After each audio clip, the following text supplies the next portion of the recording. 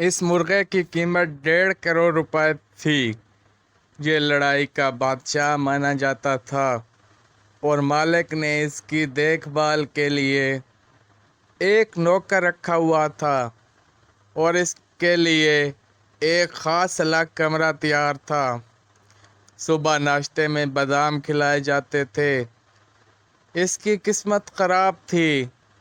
لڑائی میں اسے شکست ہوئی، وہیں پر اس کی موت واقع ہو گئی اور مالک نے اسے اٹھانا تک گوارا نہیں کیا۔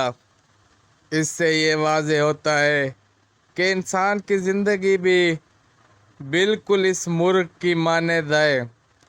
وہ جب عروج پر ہوتا ہے تو اس کے دوست، رشتہ دار، عزیز و اقارب واہ واہ کرتے رہتے ہیں، اور جب اس کا عروج ختم ہو جاتا ہے تو کوئی بھی اس کے نزدیک نہیں آتا۔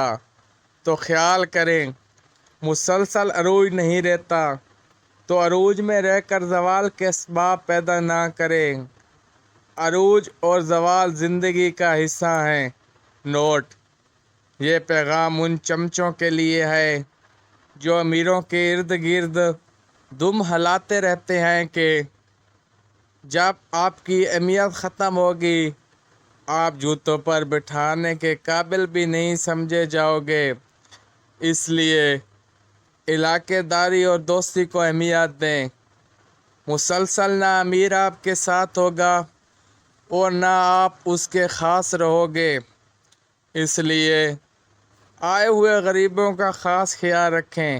دوستو، اللہ تبارک و تعالیٰ سے دعا ہے کہ اللہ تعالیٰ میں دنیا اور آخرت میں خیر کثیر عطا فرمائے۔